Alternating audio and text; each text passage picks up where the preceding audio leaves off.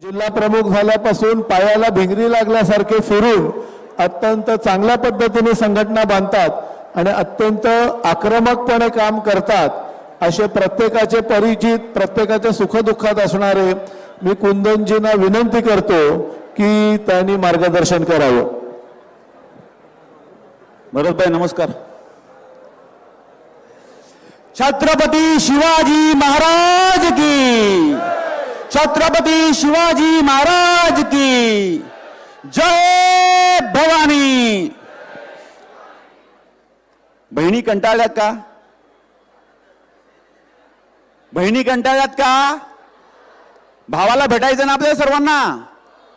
आपले भाऊ जे आता शिंदे साहेब असतील, देवा भाऊ असतील, दादा असतील, यांनी या महाराष्ट्रातल्या 2.25 करोड महिलांच्या माध्यमातून घराघरातील महिलांना आत्मनिर्भर करण्याचा प्रयत्न केलेला आहे।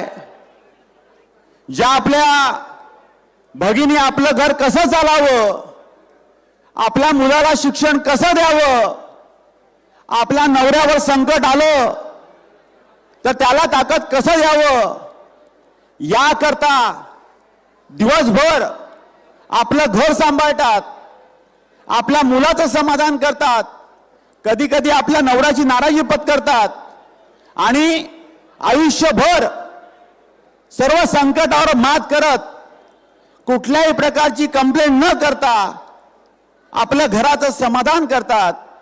त्या सर्वांकरता या महायुती सरकारने जी काही आपली योजना आणली, मुख्यमंत्री लाडकी बहीण योजना, आणि ज्यामुळे ही जी काही विरोधक आहेत ह्यांना सांगावं लागलं। पहिलं असं म्हणत होते की योजना कशा करता, आणि नंतर मग सांगायला लागले की मग ही योजना चालणार नाही। नंतर म्हणायला लागले आम्ही सत्तेमध्ये आलो तर योजना बंद करू। त्या सर्वांना तोंड देत या महायुती सरकारने त्या कोणाचीही काळजी न करता या महाराष्ट्रासह पालघर विधानसभेतील जवळपास 90,000च्या वर महिलांना या लाडक्या बहिणीच्या योजनेच्या माध्यमातून लाभ देण्याचा प्रयत्न केला। मला वाटतं की आपल्याला सर्वांना मुख्यमंत्री शिंदे साहेबांना भेटायचं आहे, त्यांचं ऐकायचं आहे आणि त्यांना सांगायचं आहे की या पालघर मधल्या सुद्धा या बहिणी आणि त्यांच्या मागे असलेल्यांची मुलं, त्यांचं पूर्ण कुटुंब आपल्या सोबत आहेत। खरं आहे ना? सर्वांनी हात वरून करून सांगा, खरं आहे की नाही? त्यामुळे उन्हाची दाहकता आहे, परंतु आपल्याला आपण कार्यकर्ते आहोत। या पालघर विधानसभेतील हजारो महिलांना सक्षम करण्याकरता जो विडा त्यांनी उचलला, आणि आपला युवा वर्ग असेल, मुख्यमंत्री युवा प्रशिक्षण योजना असेल, घराघरातील महिलांना गॅसच्या माध्यमातून 3 गॅस मोफत देण्याचा निर्णय असेल, या सर्व निर्णय लोकाभिमुख निर्णय या महायुती सरकारने घेतलेले आहेत। आणि म्हणून आपण आज मुख्यमंत्री शिंदे साहेबांचं, महायुतीचे आमचे सर्व मान्यवर मित्र इथे आहेत, आदरणीय आमचे मित्र भारतीय जनता पक्षाचे भरतभाई राजपूत आहेत, आमचे ज्येष्ठ मार्गदर्शक आणि या जिल्ह्यातील ज्येष्ठ व्यक्तिमत्व आदरणीय आनंदभाई ठाकूर आहेत, आमचे मित्र रिपब्लिकन पार्टी ऑफ इंडियाचे जिल्हाध्यक्ष सुरेश जाधव साहेब आहेत, आपल्या शेतकऱ्यांच्या संघर्षाकरता ज्याने आतापर्यंत आपले कारकीर्द जे घालवले आहे ते आपले कुणबी सेना प्रमुख विश्वनाथजी पाटील साहेब आहेत, आणि आपल्या सर्व जिल्ह्यातील आपले मान्यवर सर्वपक्षीय आमचे सहकारी मित्र आहेत, आणि त्यासोबत महायुतीचे उमेदवार गावी साहेब आहेत। आता काल एक आम्ही भरतभाईंशी चर्चा करत होतो। काही आपले भरतभाई आपले खूप चांगले मित्र आहेत, त्यांना असं वाटतं की कालची आपली फडणवीस साहेबांची सभा झाली आणि भारतीय जनता पक्षाचे जे एकदम कार्यकुशल आपले उमेदवार आहेत विनोदजी मेढा यांच्याकरता, आणि काही लोकांनी आज काहीतरी लिहिलं, पण मी तुम्हाला सगळ्यांना सांगतो भरतभाई, बरोबर आहे ना, आज आमची महायुती इतकी भक्कम आहे की आम्ही कुठलाही निर्णय आणि कुठलाही बातमी आमच्यातले की बिघडू शकत नाही। आनंदभाई आणि सुरेशजी, ही आमची ताकद आहे गावीजी, ही आमची ताकद आहे।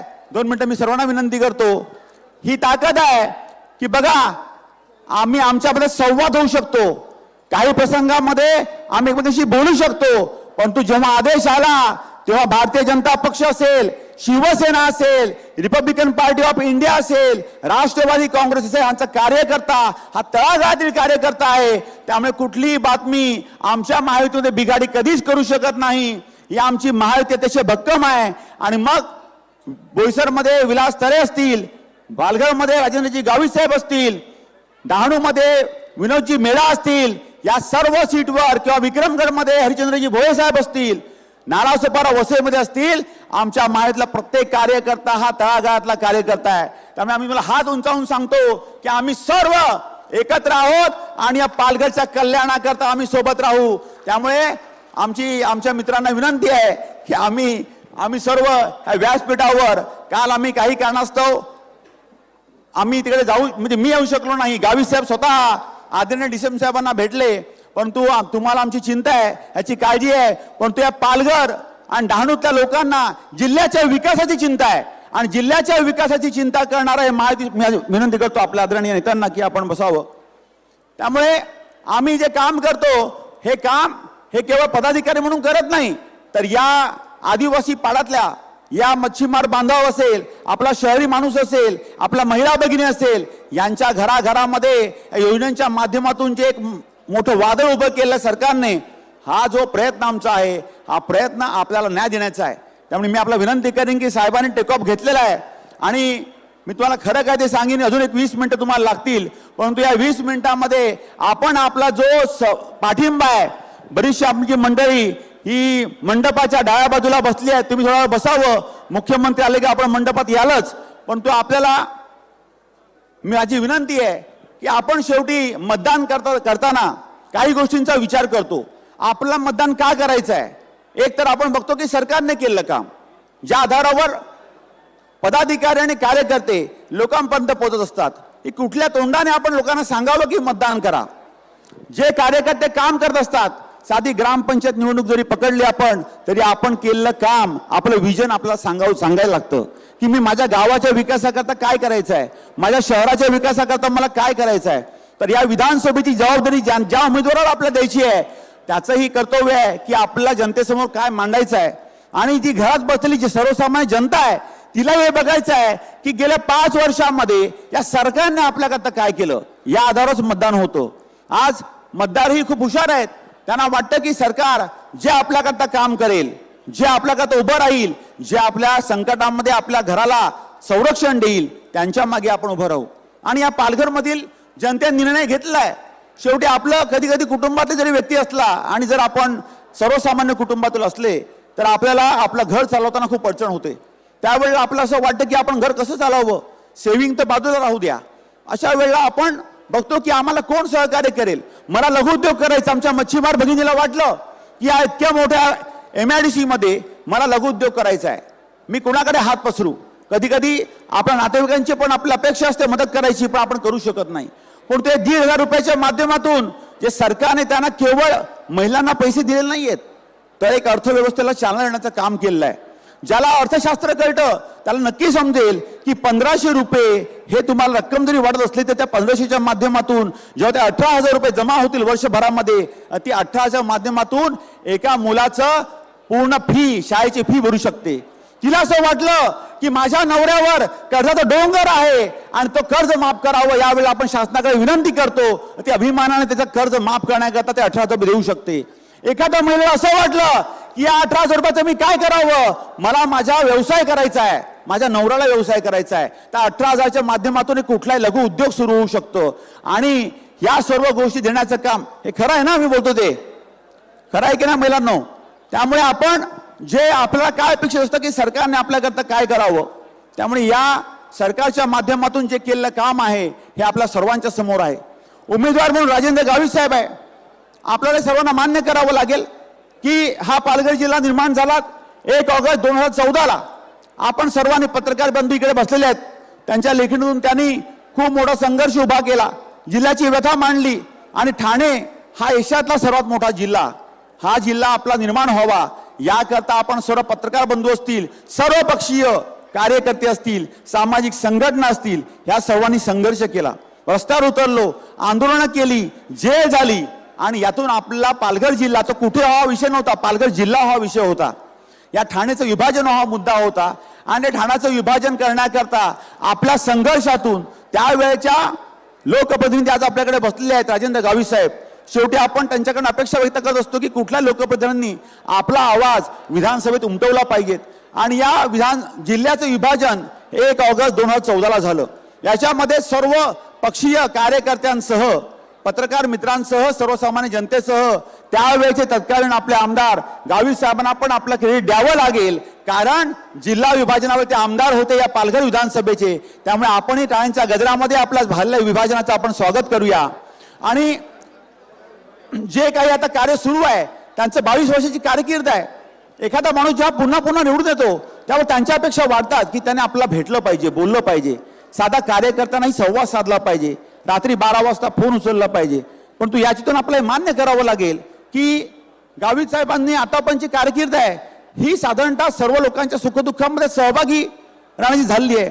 कधी काय आम्हाला असं वाटतं, अरे गावित साहेब जर बीजेपीच्या, काही लोक म्हणतात की बीजेपीतून शिवसेनेमध्ये बघा कुठल्याही पक्षाचा कार्यकर्ता किंवा लोकप्रतिनिधी हा लोकांशी निगडीत असला पाहिजे.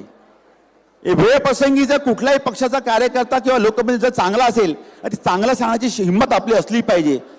कधी काय आम्हाला असं वाटतं की एखाद्या गावामध्ये गावित साहेब गेले तर ते आपल्या लोकांना माहिती नसतं, परंतु साध्या कार्यकर्त्याच्या घरी ते पोहोचतात आणि आम्हाला वाईट वाटतं. परंतु नंतर आम्हाला कळतं की त्या कार्यकर्त्याला ती गरज होती.